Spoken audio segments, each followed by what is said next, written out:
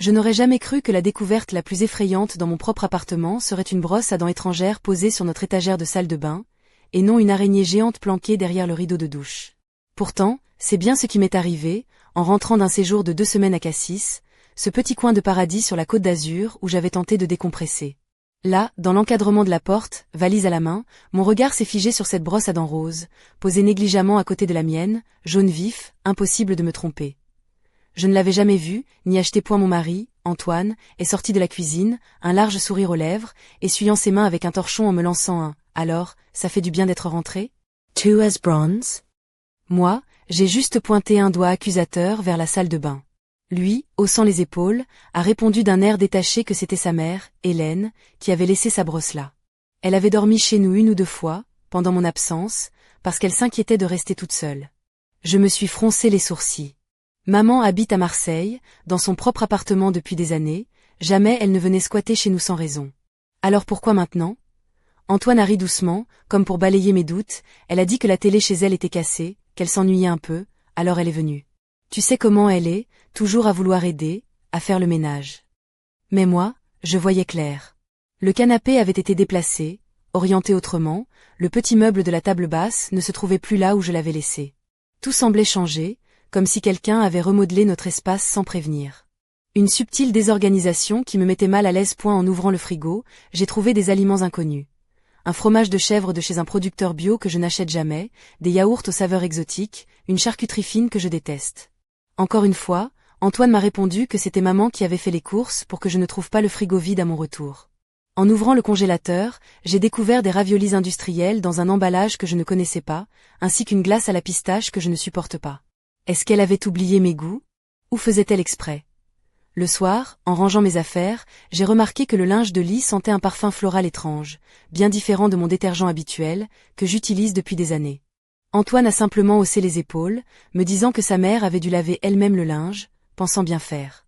Pourtant, ce n'était pas seulement le linge, c'était tout, mes chemisiers étaient suspendus différemment, mes produits de beauté déplacés, et dans le tiroir où je range mes chaussettes en vrac, elles étaient soigneusement empilées par paires, comme si quelqu'un d'autre organisait mes affaires selon ses propres règles. Le lendemain matin, en croisant notre voisine, Madame Véronique Dubois, dans la cage d'escalier, je lui ai demandé si elle avait vu ma belle-mère. Elle a confirmé, l'air gêné, que oui, Hélène venait presque tous les jours, parfois même passer la nuit. Elle s'affairait toujours, portant des sacs, des boîtes, des paquets. Et il y a 2 jours, elle avait même été vue avec un homme d'environ 40 ans, un inconnu, qui l'aidait à porter de lourdes caisses jusqu'à l'appartement. Mon cœur a fait un bond. Des caisses ? Qu'est-ce qu'il transportait ? Madame Dubois supposait que c'était peut-être des meubles, mais Antoine avait été absent durant ces jours, toujours au travail, disait-elle. Le soir même, j'ai interrogé Antoine, qui a nié tout en bloc. Pas de meubles, pas de caisses, rien d'anormal. Il a ri de mes soupçons, traitant tout cela d'imagination débordante. Mais après 12 ans de mariage, j'ai appris à lire son regard. Son évitement du contact visuel, ses clignements de paupières plus fréquents que d'habitude, trahissaient son mensonge. Puis, en fouillant dans mon sac, je suis tombée sur un bout de papier plié, marqué d'une écriture féminine arrondie, que je ne reconnaissais pas. C'était une adresse, 12 rue Victor Hugo, 13001 Marseille, bijouterie Le Clair de Lune. Ce n'était pas mon écriture, et je n'avais jamais mis les pieds dans cette bijouterie. Quelqu'un avait fouillé dans mes affaires. Mon sang s'est glacé quand j'ai ouvert ma boîte à bijoux. Mon précieux héritage familial, une bague en or ornée d'un petit émeraude, le seul souvenir de ma grand-mère, avait disparu. J'ai appelé Antoine, qui a feint l'étonnement et a suggéré que j'avais sûrement déplacé la bague sans m'en souvenir. Je savais que ce n'était pas vrai. Il a essayé de minimiser la situation, évoquant la présence de sa mère en nous excluant de l'appartement. Mais j'avais la preuve entre les mains. Cette adresse, cette bague volée, le comportement étrange de mon mari. Je me sentais comme dans un film noir, l'héroïne trahie par ses proches, enfermée dans une intrigue qui dépassait tout ce que j'avais pu imaginer. Au fil des jours, la vérité s'est peu à peu dévoilée. Des documents falsifiés, des rencontres secrètes, une vente imminente de notre appartement à une tierce personne, orchestrée par ma belle-mère et mon mari complice. Ce que je pensais être un foyer s'est transformé en un piège sournois. Mon mari, supposé être un partenaire de vie, était devenu un acteur dans une pièce de théâtre cruelle. Jouant un rôle pour mieux me dépouiller. Alors que je découvrais ses machinations, j'ai compris que je ne pouvais plus me fier à personne. Mon instinct de survie s'est éveillé, me poussant à agir, à chercher des alliés, à rassembler des preuves. Le combat pour ma dignité, mon héritage et ma vie venaient de commencer. Mais cette bataille serait longue, rude, et pleine de surprises que je n'étais pas encore prête à affronter. Les jours qui suivirent furent un tourbillon d'émotions contradictoires. Chaque matin, en me levant, je me demandais si j'allais découvrir une nouvelle trahison, un nouveau mensonge tissé autour de moi. La maison, autrefois mon refuge, était devenue une scène de guerre silencieuse où chaque objet semblait avoir changé de place, chaque détail révélait une présence hostile. Je ne dormais plus, mes nuits étaient hantées par l'image de cette bague disparue, symbole d'un passé familial que je croyais à l'abri des vicissitudes. J'avais pris un congé au travail, prétextant un état de santé fragile, ce qui ne manquait pas d'ironie puisque mon corps était épuisé, mais mon esprit, lui, était en alerte constante. Je passais mes journées à observer, à analyser, à chercher la moindre faille dans ce réseau de mensonges. J'avais commencé par suivre discrètement ma belle-mère, Hélène, ce jour où elle était sortie dans son manteau noir, visage dissimulé sous une écharpe légère, comme une espionne de mauvais film. Je me glissais derrière elle, entre les ruelles étroites du quartier du Panier, évitant de me faire remarquer. Elle s'arrêta finalement devant un petit café discret, le Café des Artistes, où elle retrouva un homme élégant, vêtu d'un costume sombre, dont la cinquantaine s'effaçait derrière un sourire froid et calculateur. Ils échangeaient des documents, parlaient à voix basse, comme pour sceller un pacte secret. Je ne comprenais pas encore tout, mais je sentais que ces rencontres étaient la clé de cette affaire tordue. Le doute s'immisçait de plus en plus profondément en moi. Ce n'était plus une simple question d'argent ou de mensonge, mais un véritable complot familial. Ce même soir, en rentrant chez moi, j'ai décidé de fouiller plus à fond. J'ai ouvert chaque tiroir, chaque boîte, chaque recoin de notre appartement, à la recherche d'indices. Mon cœur s'est serré en découvrant, derrière un vieux tableau, un petit paquet soigneusement dissimulé contenant des factures, des contrats aux noms étranges, et surtout, une lettre signée par mon mari, Antoine, reconnaissant avoir reçu une somme importante en échange d'un arrangement immobilier.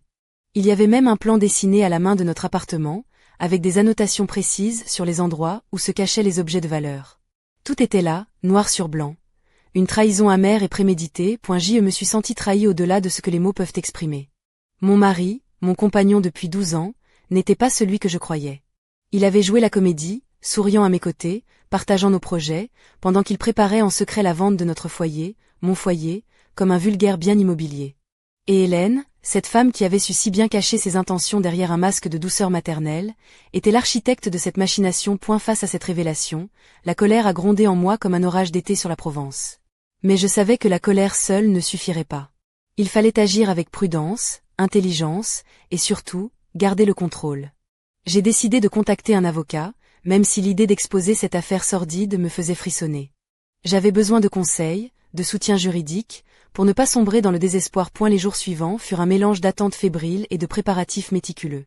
Je préparais mes dossiers, rassemblais mes preuves, tout en gardant un œil sur Antoine et Hélène, qui continuaient leur jeu malsain comme si rien ne s'était passé.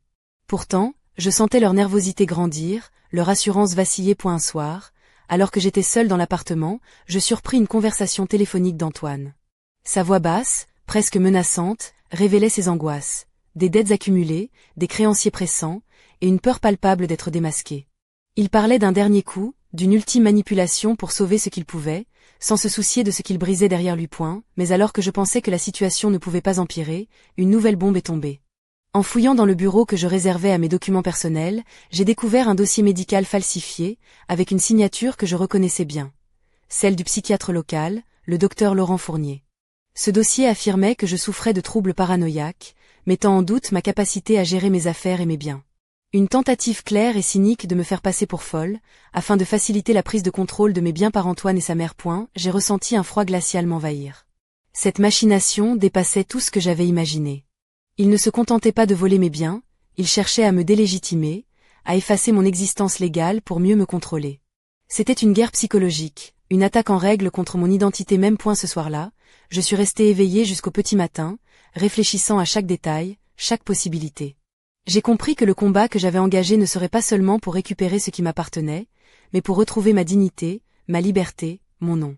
Le poids de la trahison était immense, mais il ne devait pas devenir mon fardeau. Petit matin, le soleil levant éclairait faiblement la mer Méditerranée, et avec lui, une lueur d'espoir fragile s'est allumée dans mon cœur. J'étais prête à affronter la tempête, à relever la tête et à me battre pour tout ce que j'aimais. Ce combat serait long, dangereux, mais je n'avais plus rien à perdre. Le piège s'était refermé, mais moi, je n'allais pas me laisser enfermer. Et pourtant, au fond de moi, une question demeurait, lancinante et obscure. Qui, parmi eux, était le véritable maître du jeu? Quelle vérité cachait ce mystérieux homme rencontré par ma belle-mère dans ce café? Et surtout, jusqu'où serait-il prêt à aller pour me faire taire? Je le découvrirai, coûte que coûte. Les jours suivants s'écoulaient dans une tension presque palpable, comme si chaque instant pouvait faire basculer l'équilibre fragile que je tentais de maintenir. Je me levais tôt, les muscles tendus, le regard scrutant la moindre ombre, le moindre bruit suspect. L'appartement, pourtant familier, me semblait soudain un territoire hostile, où chaque recoin dissimulait un secret, chaque porte cachait un mystère. J'y portais désormais des vêtements choisis avec soin, mêlant élégance et discrétion. Ce jour-là, j'avais opté pour une robe noire en soie fluide, aux fines bretelles, qui laissait deviner la courbe de mes épaules légèrement hâlées par le soleil provençal. Mes escarpins à talons aiguilles claquaient doucement sur le parquet ciré, rythme d'une détermination nouvelle. Un collier fin en or, souvenir d'une époque plus légère, reposait contre ma peau, tandis que mes boucles brunes encadraient mon visage avec une douceur presque trompeuse. Je savais que je devais paraître forte, mais aussi capable de surprendre. Je me rendis au cabinet du docteur Fournier, le psychiatre dont le nom était désormais entaché par la falsification dont j'étais victime. Je voulais confronter la source de ce document, comprendre comment une telle imposture avait pu être montée. Dans la salle d'attente, l'air chargé du parfum désuet des magazines anciens, j'attendais, le cœur battant, en me préparant à affronter un nouvel acteur de cette farce cruelle. Le docteur Fournier arriva, un homme d'une 50aine d'années, silhouette un peu voûtée, lunettes cerclées d'écailles, visage marqué par les années et la fatigue. Il me regarda avec surprise, puis avec une certaine froideur professionnelle. En lui montrant la copie du dossier falsifié, je vis son expression changer, incrédulité, puis une pointe d'inquiétude. Il me confirma catégoriquement qu'il n'avait jamais rédigé un tel document, ni même rencontré de patient portant mon nom. Une usurpation d'identité, un complot à l'échelle qui me dépassait. Cette rencontre fut un déclic. J'étais désormais convaincu que je ne faisais pas face seulement à une escroquerie familiale, mais à un engrenage beaucoup plus vaste, où la manipulation psychologique servait d'arme. Je devais agir vite, mais avec prudence. L'aide de professionnels était indispensable. Dès au retour chez moi, je pris rendez-vous avec un avocat spécialisé en droit de la famille et en affaires immobilières. Il était clair que la bataille serait juridique autant que personnelle. Chaque document, chaque preuve devait être soigneusement conservée, chaque témoignage rassemblé. L'avocat me conseilla d'éviter tout affrontement direct avec Antoine et sa mère pour le moment, afin de ne pas leur donner d'indices sur ma stratégie. J'avais l'impression d'être devenue une sorte d'espionne dans ma propre vie. Je notais chaque détail, chaque mouvement suspect, chaque rendez-vous secret. Je découvris que la fameuse bijouterie au clair de lune n'était pas anodine. Elle servait de point de dépôt pour des biens volés, un relais dans un réseau plus large de falsification et d'escroquerie. Une nuit, alors que je préparais mes dossiers, un bruit sourd me fit sursauter. Je descendis en pyjama, le cœur battant, et surpris Antoine en train de fouiller dans mes affaires. Il sursauta à son tour, mais je ne lui laissai pas le temps de s'expliquer. Une colère froide monta en moi. Pour la première fois, je ne voulais plus simplement comprendre ou pardonner. Je voulais défendre ce qui m'appartenait. Je récupérai mes documents et lui lançai un regard déterminé. Il comprit que le jeu avait changé. Les jours suivants furent marqués par des confrontations silencieuses, des regards lourds de sens.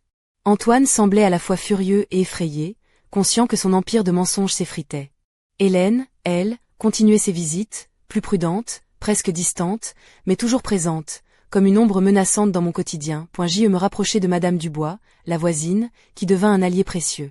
Elle me confia avoir vu à plusieurs reprises des échanges suspects entre Hélène et cet homme mystérieux en costume, toujours près du vieux port, près des ruelles où la lumière peine à percer. Ensemble, nous décidâmes de surveiller discrètement ces lieux, espérant récolter un témoignage ou une preuve tangible. Un après-midi, caché derrière un pilier, je vis Hélène remettre une enveloppe à cet homme. Il s'éloigna rapidement, la mine sombre. Mon cœur battait à tout rompre. Je pris une photo discrète, espérant qu'elle servirait un jour à faire éclater la vérité. Mais le véritable choc arriva quelques jours plus tard, lorsque je reçus un courrier anonyme glissé sous ma porte. À l'intérieur, une photographie prise depuis l'ombre, Antoine et cet homme mystérieux, en pleine discussion dans un café, échangeant ce qui semblait être un paquet. Une menace implicite, claire comme de l'eau de roche. Je n'étais pas la bienvenue dans ce jeu. Cette escalade me fit trembler, mais ne me fit pas reculer. Au contraire, je sentais que le moment était venu de passer à l'offensive. La peur s'effaçait devant la nécessité de me battre pour ma vie, pour ma maison, pour ma propre identité. Le soir même, en refermant mes dossiers, j'entendis frapper à la porte. C'était Antoine. Son regard était chargé de rancune, mais aussi d'une étrange résignation. Il me lança un dernier avertissement voilé, avant de partir en claquant la porte. « Tu ne sais pas dans quoi tu t'embarques, Marina. Tu vas le regretter. » Je restai là, immobile, le silence pesant remplissant la pièce. Je savais qu'il avait raison. Ce combat ne serait pas simple. Mais j'étais prête. Plus que jamais, je refusais d'être une victime pointée dans l'ombre, derrière les rideaux, une silhouette inconnue observait, une lueur inquiétante dans les yeux. Quelque chose d'énorme se préparait. Quelque chose qui allait bouleverser ma vie à jamais. Les jours suivants furent un mélange d'angoisse et de vigilance accrue. Chaque son, chaque ombre éveillait en moi une méfiance instinctive. J'avais l'impression d'être devenue une proie traquée dans mon propre sanctuaire. Pourtant, malgré cette atmosphère pesante, je ne pouvais me résoudre à abandonner. Il était hors de question que je cède la place à ces manipulateurs qui s'étaient emparés de ma vie. Je passais mes matinées à travailler d'arrache-pied, tentant de préserver une façade de normalité au bureau, tandis que mes après-midi se transformaient en enquêtes silencieuses. Parfois, je me surpris à observer la rue depuis la fenêtre, repérant les silhouettes familières, notant leurs habitudes, leurs allées et venues. Le quartier du Panier, avec ses ruelles tortueuses et ses façades colorées, semblait soudain un théâtre de conspiration et de secrets inavoués. Un après-midi, en passant devant une petite librairie, je remarquai un livre tombé à terre, sa couverture ornée d'un motif ancien. Je le ramassai machinalement et, en le feuilletant, tombai sur une carte ancienne de Marseille, où certains quartiers étaient surlignés à la main. Curieusement, une croix rouge marquait l'emplacement de notre appartement. Un frisson incongru me parcourut l'échine. Était-ce un simple hasard, ou un message subliminal? Je décidai d'enquêter plus avant sur cette carte. Elle semblait datée d'avant-guerre, mais les annotations récentes laissaient penser qu'elle servait à repérer certains lieux stratégiques. Peut-être un indice laissé par ceux qui, dans l'ombre, tramaient contre moi. Plus tard dans la semaine, je reçus un coup de fil inattendu de Véronique, ma voisine complice. Elle avait surpris une conversation entre Hélène et l'homme mystérieux, dans un café près du Vieux-Port. Ils parlaient d'un rendez-vous imminent dans un hôtel particulier du centre-ville, un lieu discret mais chargé d'histoire. L'idée de me glisser dans cette réunion clandestine, d'écouter leurs échanges, me fit à la fois peur et frissonner d'excitation. La nuit venue, vêtue d'un trench coat noir et coiffée d'un chapeau cloche à la mode des années folles, je me faufilai dans les ruelles obscures. Mon escarpin effleurait à peine le pavé irrégulier, tandis que mon cœur battait la chamade. J'avais l'impression d'être une héroïne de roman policier, un mélange de Simone de Beauvoir et de Fantômas, prête à déjouer un complot machiavélique. L'hôtel particulier se dressait comme un fantôme du passé, ses fenêtres à meneaux illuminées par des lustres de cristal. Je m'approchai, caché dans l'ombre, et tendis l'oreille. Les voix étaient étouffées, mais suffisamment audibles pour que j'en capte quelques bribes. La vente doit être conclue avant la fin du mois. Éviter toute suspicion. Dossier médical falsifié. Le sang se glaça dans mes veines. C'était bien pire que ce que j'avais imaginé. Il parlait de me faire passer pour folle, d'effacer mon nom, de liquider mes biens dans l'ombre. Un plan parfaitement orchestré, où chaque pièce jouait son rôle avec une précision implacable. Alors que je m'apprêtais à me retirer discrètement, une main ferme se posa sur mon épaule. Je me retournai brusquement, prête à me défendre, mais ce n'était que Véronique, pâle mais déterminée, qui m'avait suivi.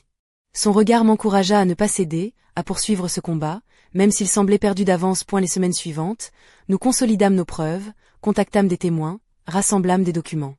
Je fis appel à des experts pour analyser la signature falsifiée, à des détectives privés pour suivre les mouvements suspects. Tout devait être irréfutable, car je savais que la bataille judiciaire serait rude. Un soir, alors que je rentrais chez moi, j'aperçus Antoine au loin, discutant avec un homme que je n'avais jamais vu.